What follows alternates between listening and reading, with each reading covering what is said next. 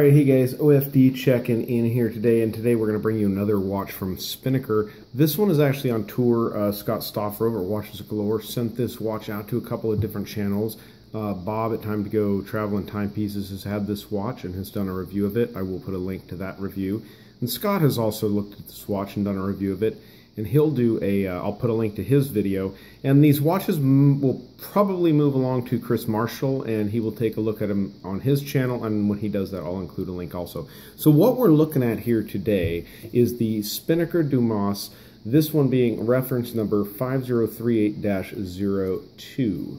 So really cool watch. So if you guys are not familiar, I wasn't, I had to look it up who Dumas is, or it's basically named after a diver that collaborated back in the day, in the olden days of diving, in the 50s and 60s, I think, with Jacques Cousteau, and his name was Frédéric Dumas. So I don't really know a whole lot about the guy, but it's really not about him, but really we're taking a look at this watch. But this watch, the name was kind of as in honor of that diver. So we're obviously looking at, guys, here at a very large style diver watch with an unconventional case design. I mean, I really like the almost,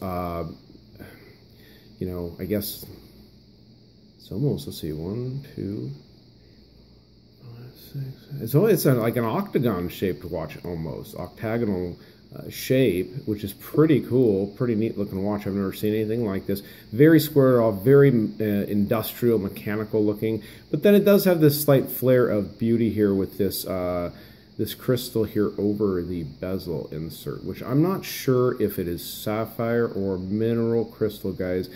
I'm thinking it's probably mineral crystal on this, as well as the main crystal of the watch, just because of the fact that when I went to the Spinnaker website looking for that information, they did not specify it.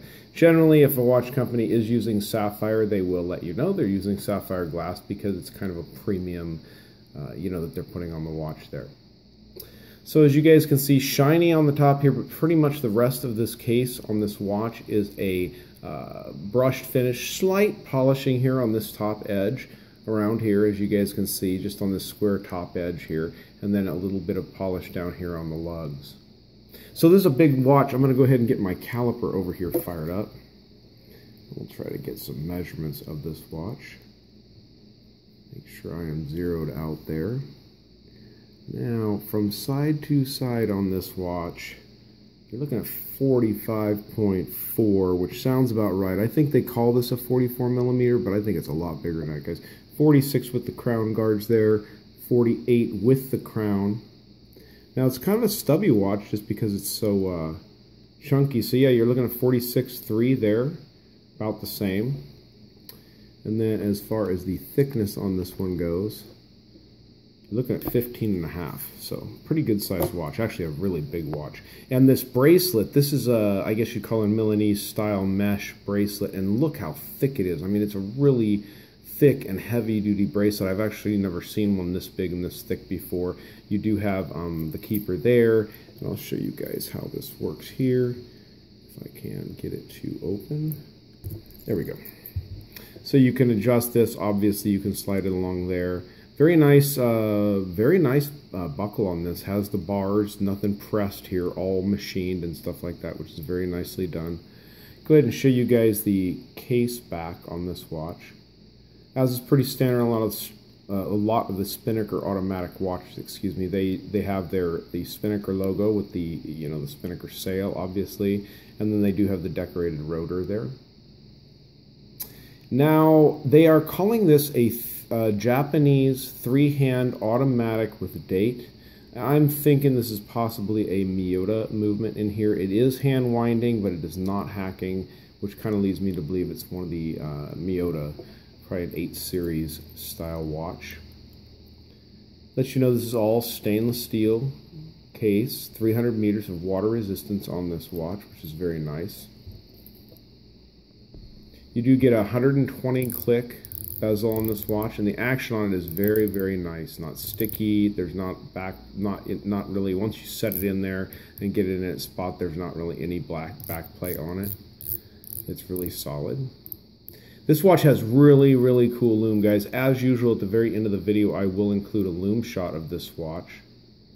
Now this watch also comes with, and if you guys have seen my videos before, I've shown these waterproof leather straps, or these, they call them waterproof. So they've got some kind of a treatment done to them to keep them waterproof. So you can actually stick this on the watch and go swimming with it. You know, I think for diving, well, not that many of us really dive, but I would think I'd probably rather have this strap for a lot of water play and stuff like that, and then maybe this for maybe a more dress look or something like that. But pretty neat that it comes with two straps like that.